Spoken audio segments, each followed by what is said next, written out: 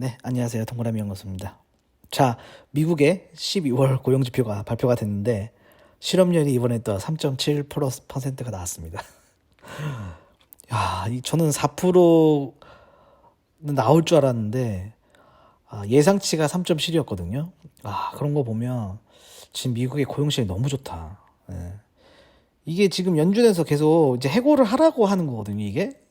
왜냐면 연준에서 지금 CPI와 고용지표를 보겠다 이랬거든요. 기대 인플레이션을 꺾으려고 계속 이제 매파적 발언을 했었다가 12월에는 이제 속도 조절하겠다 했지만 그래도 이제 실업률이 계속 올라가야 이제 빨리 피봇을 할 텐데 빨리 금리 인상을 선회합니다, 정책을. 그래서 내년에는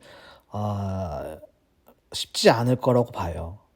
고용시장이 이렇게 좋기 때문에 지금 미국이 내년에는 5%에서 상당 기간 유지하지 않을까. 그래서 오늘 그걸 한번 알아보겠습니다. 지금 미국의 실업률을 보면 또 3.7% 나왔다. 계속 직원을 구하고 있습니다. 지금 3.7 나왔죠. 이제 11월 이제 실업률입니다. 11월 이제 한 달 이제 전거 발표가 되는 거니까 지금 주로 월 초에 이렇게 발표를 하죠. 보면은 3.7이죠. 2월달 이후로 4%까지 올라온 적이 없어요. 완전 고용 시대다. 구인난이다. 이런 겁니다.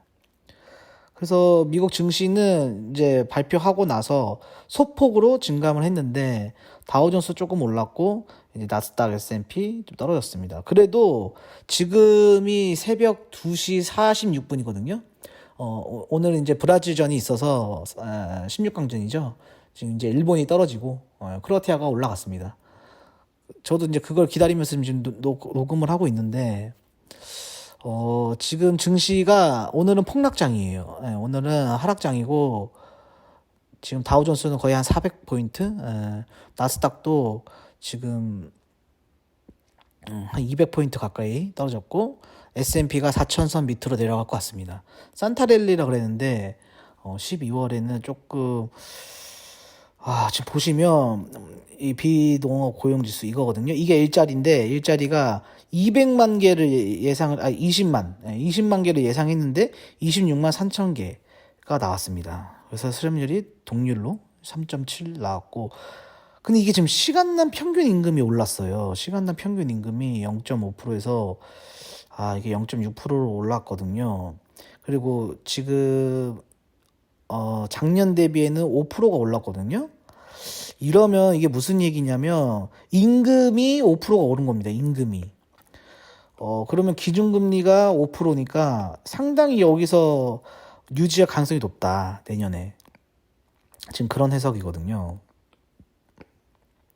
그래서 미국의 고용시장 보면 11월 비농업 고용 26만 3천 개. 일자리가 늘었다. 그래서 저번 영상에서 10월달 고용지표가 26만 1000개 해서 3.7%인데 11월에는 26만 3천 개, 3.7 똑같다. 그래서 뉴스를 보니까 업종별로는 레저, 접객, 헬스케어 분야에서 일자리 증가세가 뚜렷했다. 코로나19 팬데믹 기간에서 가장 타격을 받는 업종이었다. 그 다음에 정부 부문에서 일자리가 증가를 했네요. 근데 정부 분야에서 고용은 2020년 2월 코로나 전과 비교해서 2%가량 낮은 수준이라서 뭐 큰 차이는 없고, 이제 아마존, 메타 등 빅테크 기업마저 채용을 동결하고 기존 직원도 해고하는 등 본격적인 인력 감축을 나서고 있음에도 고용은 여전히 강력하다. 그래서 로이터 통신은 과도한 인력 고용에 나섰다가 지금 이제 제자리를 찾아가는 거니까 좀 더 기다리면 내년에는 확 또 실업률이 오를 수 있다. 이제 이런 얘기입니다. 중소기업은 여전히 인력난에 시달리고 있다. 그렇습니다. 그래서 저번에 설명드렸지만 물가는 수요 견인 인플레이션과 비용 인상 인플레이션 이 두 개라고 말씀드렸어요. 지금 수요 견인 인플레이션을 잡기 위해서 금리 인상을 하고 있는 거고, 비용 인상 인플레이션은 지금 공급망 정상화로 떨어지고 있습니다. 이 상황에서 실업률이 이제 올라가줘야 해고자가 많이 나와야 이 물가를 확 잡는데 지금 그러질 못하고 있으니까 믿을 거는 일단 시간을 기다리는 거 기다려 봐야 되고 아니면은 이제 대량 공급이죠. 대량 공급인데 지금 중국이 제로 코로나 정책을 조금 선회를 했어요. 하도 이제 뭐 시진핑 나가라 이렇게 시위를 해야 되니까 제로 코로나 정책에서 조금 이제 위드 코로나로 지금 약간 선회를 하고 있습니다. 그래서 이 빨리 공급망 정상화가 이루어져야 지금 뭐 애플도 뭐 인도에서 다 뭐 아이폰 생산하겠다 이러고 있잖아요, 지금. 그래서 지금 믿을 거는 시간과 공급망, 대량 공급이다. 이렇게 지금 기대를 해볼 수밖에 없습니다. 그래서 이제 13일이죠. 13일 날 CPI가 또 발표하는데 저번에 7.7이 나왔는데 이번에도 뭐 7.7 이하로는 나와줘야 돼요. 그래야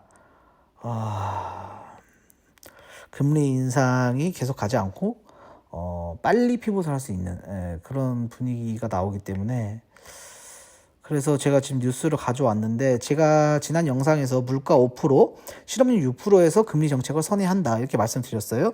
근데 저랑 같은 생각을 하시는 분들이 많더라고요. 그래서 이번에 기사를 가져와 봤는데 물가 2%는 다시 오지 않는다. 5% 물가 용인해라.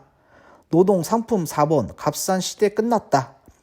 이게 지금 뉴스와 같은 거거든요. 요거는 왼쪽 거는 블록미디어고 오른쪽 거는 환경 글로벌 마켓인데 파월은 볼거가 아니다.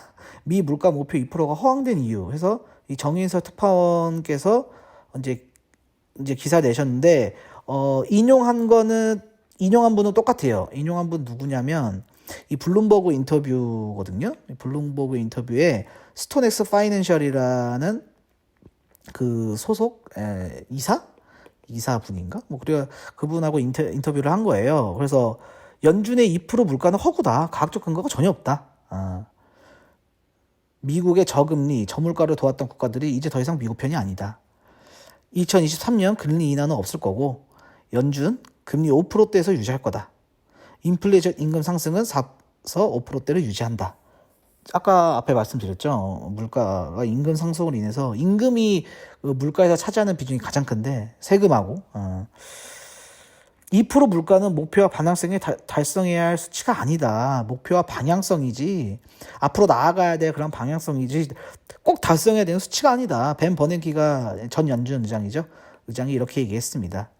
그래서 조금 파월도 그래서 속도 조절 이제 시사를 한 것 같아요. 그래서 이제 근거가 뭐냐 그러면 왜 물가 2%가 허구냐 이 근거가 이 세 가지입니다. 근데 이 세 가지가 상당히 근거가 있어요. 첫 번째는 ገብ싼 노동력 시대 끝났다.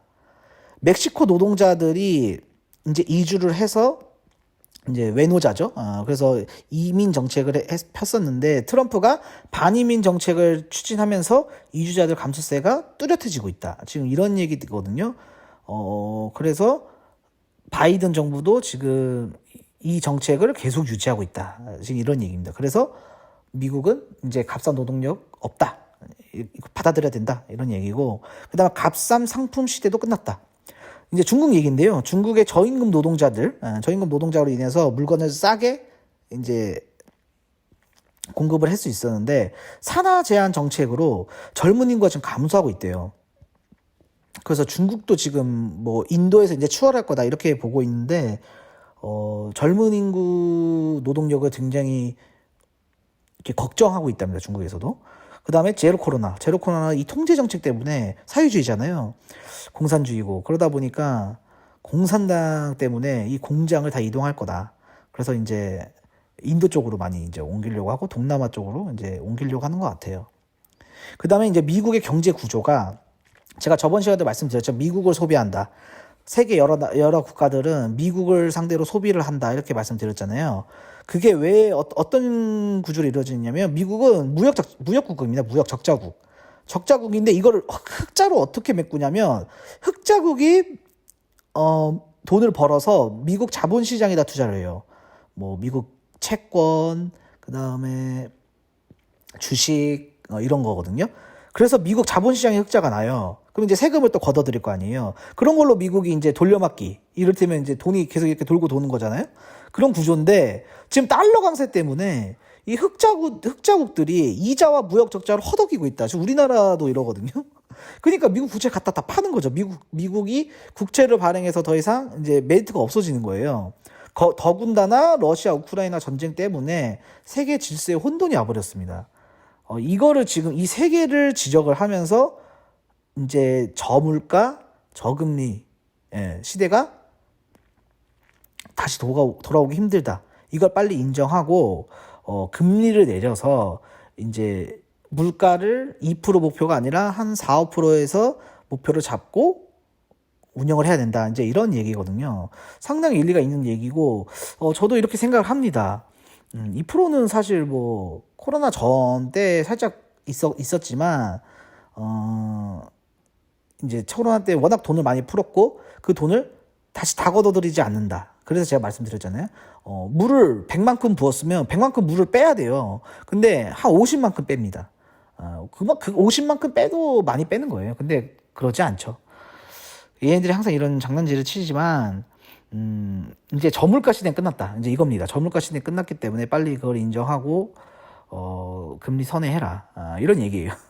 그래서 저번 영상 바로 앞전 영상에도 금리를 5%대에서 2023년도에 계속 유지를 할 거다 말씀드렸는데 고용 지표가 이렇게 좋게 나오면 연준에서 다시 매파적으로 돌변할 수도 있습니다. 그럼 뭐 근데 이런 근거들 때문에 미국이 그러지 못할 거다 이렇게 의견을 내신 거예요. 이분이 이 스톤엑스 파이낸셜이라는 곳에서 이런 의견을 낸 거죠. 그래서 어느 정도 일리가 있어서 이게 마지막에 뉴스를 소개해 드리면서 마칠까 합니다. 그래서 이제 13일 날 CPI 발표가 있고 우리나라 시간으로 이제 미국 시간으로 14일이고 우리나라 시간은 15일 오전에 금리 인상 발표가 있는데 0.5는 뭐 변동이 없는 것 같아요. 변동이 없는 것 같고 지금 비트코인에 대해서 굉장히 많이 그런 우려의 목소리가 굉장히 많이 나오고 있거든요. 그래서 다음 영상에는 이제 비트코인 정말 앞으로 어떻게 되는지 그거에 대해서 또 설명을 드리겠습니다. 네, 오늘 영상은 여기까지 하겠습니다. 감사합니다.